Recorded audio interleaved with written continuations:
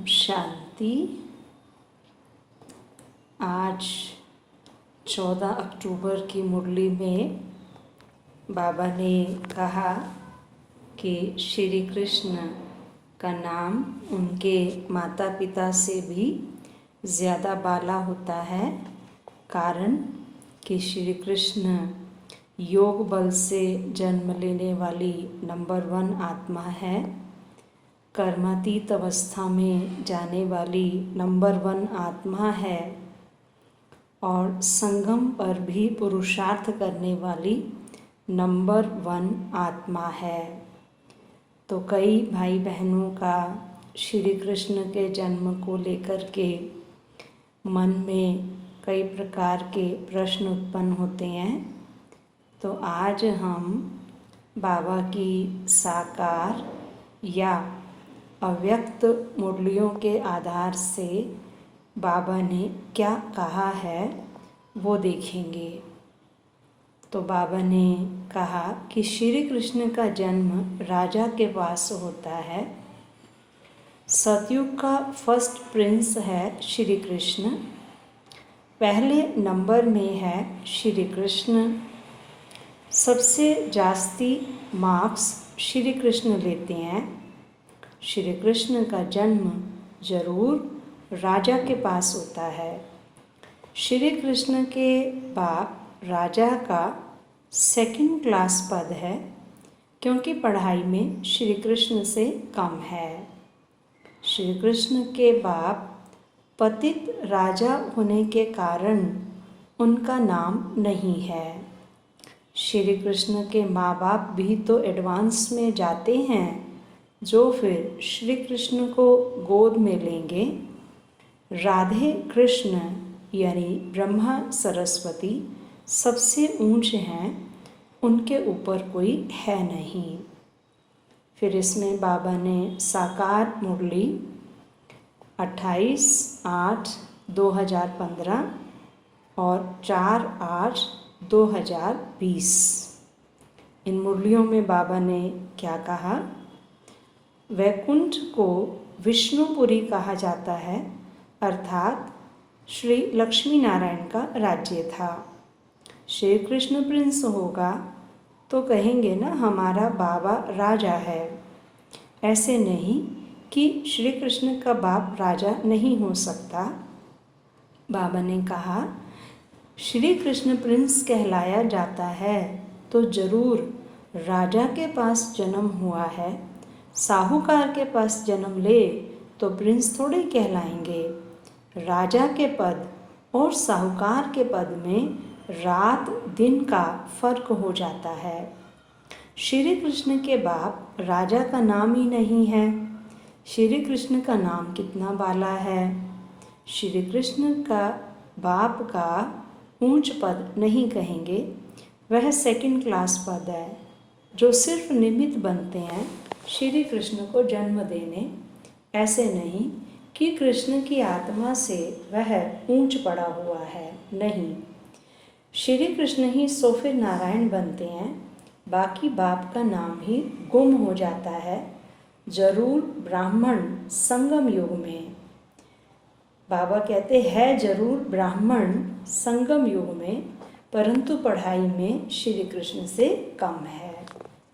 फिर दूसरी एक साकार मुरली है 31 जनवरी 2017 की, जिसमें बाबा ने कहा पहले नंबर में श्री कृष्ण, उसने ऐसा क्या कर्म किया जो अपने माँ बाप से भी जास्ती मर्तबा पाया।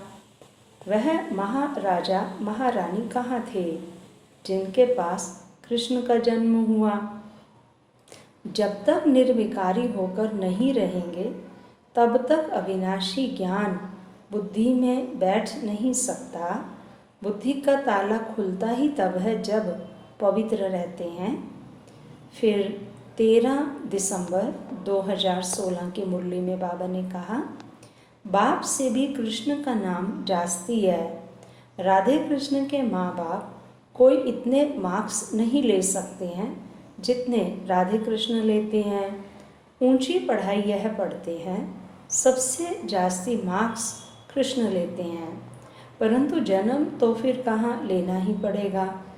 तो जिसके पास जन्म लिया उनका इतना मान नहीं होता है। पहले जरूर उनके माँ बाप जन्म लेते होंगे, फिर भी कृष्ण बच्चे का नाम बाला होता है। यह बातें बड़ी गुप्त हैं। फिर 30 अगस्त 2016 की साकार मुरली में बाबा ने कहा, कृष्ण का कितना नाम गाया जाता है, उनके बाप का नाम ही नहीं। उनका बाप कहाँ है? जरूर राजा का बच्चा होगा ना। वहाँ बड़े राजा के घर में जन्म होता है, परंतु वह पतित राजा होने के कारण उनका नाम थोड़ा ही होगा। कृष्ण जब है तब थोड़े पतित भी रहते हैं। जब वह बिल्कुल खलास हो जाते हैं तब वह गद्दी पर बैठते हैं, अपना राज्य ले लेते हैं, तब ही उनका संवत शुरू होता है। फिर 14 अगस्त 2016 की साकार मुरली में बाबा ने कहा, सतयुग का फर्स्ट प्रिंस है श्री कृष्ण। श्री कृष्ण का बाप भी तो होगा ना। कृष्ण के माँ बाप का इतना कुछ दिखाते नहीं हैं, सिर्फ दिखाते हैं माथे पर रख कर नदी से उस पार ले गया, राजाई आदि कुछ नहीं दिखाई है।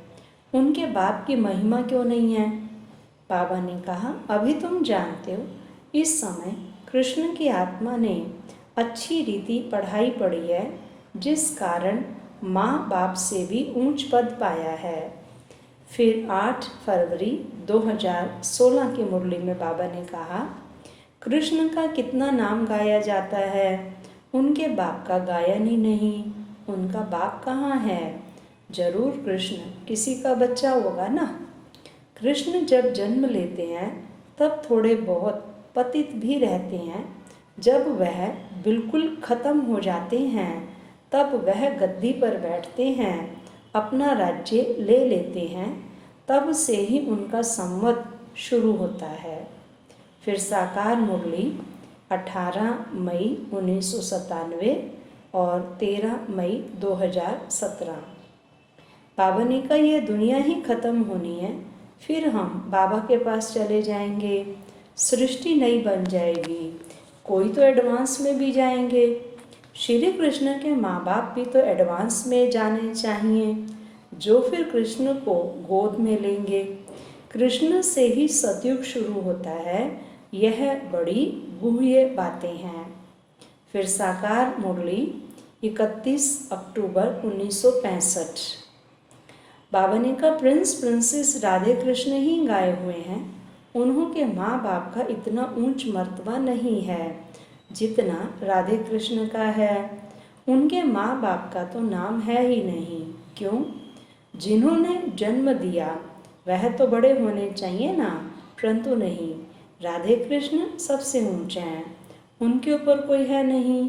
यह क्यों हुआ? क्योंकि उनके माँ बाप कम पढ़े हुए हैं, इसलिए उन्हों का नाम जैसे कि है नहीं। राधे कृष्ण पहले नंबर में गाए हुए हैं, फर्स्ट नंबर महाराजा महारानी यह बने हैं। भल जन्म माँ बाप से लिया, परंतु नाम इन्हों का है, यह बुद्धि में अच्छी रीति समझना है।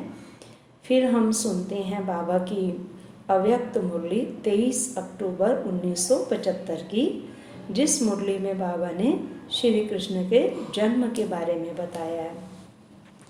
बाबा ने कहा, एक तरफ समाप्ति का नगाड़ा, दूसरी तरफ नई दुनिया का नज़ारा साथ साथ दिखाई देगा। वहाँ ही विनाश की अति होगी और वहाँ ही जलमय के बीच चारों ओर विनाश में एक हिस्सा धरती और बाकी 3 हिस्सा तो जलमय होगी ना। यह जो सभी पीछे पीछे अनेक धर्मों के कारण अनेक देश बने हैं, वह अनेक धर्म जब समाप्त होंगे तो अनेक देश भी एक सैरगाह हेल्थ रिजॉर्ट के रूप में जल के बीच एक टापू के माफिक हो जाएंगे। तो एक तरफ विनाश के अति नगाड़े होंगे, दूसरी तरफ फर्स्ट प्रिंस श्री कृष्ण के जन्म का आवाज़ बुलंद होगा, वह पत्ते पर नहीं आएगा। दिखाते हैं ना, जलमई के बाद पत्ते पर श्री कृष्ण आया। 3 हिस्से जलमई होने के कारण भारत जब परिस्तान बनता है तो उसको जलमई दिखा दिया है। ऐसे जलमई के बीच पहला पत्ता जो फर्स्ट आत्मा है, उसके जन्म का चारों ओर आवाज़ प्रसिद्ध होगा कि फर्स्ट प्रिंस प्रत्यक्ष हो चुका है, जन्म हो चुका है। तो ये हम सभी ने बाबा की साकार या अव्यक्त मुरली में जो श्री कृष्ण के बारे में कहा गया है वो सुना। तो बाबा ने बहुत सुंदर बात इसमें कही कि भारत का जो स्वरूप है वो पीपल के पत्ते के समान हो जाएगा, चारों तरफ जलमय होगा, तब श्री कृष्ण का जन्म होगा और एक भी पतित आत्मा नहीं रहेगी उस समय पर। तो बाबा की ही मुरलियों के द्वारा आज हमने जाना कि श्री कृष्ण का जन्म किस समय पर होगा, कैसे होगा। ओम शांति।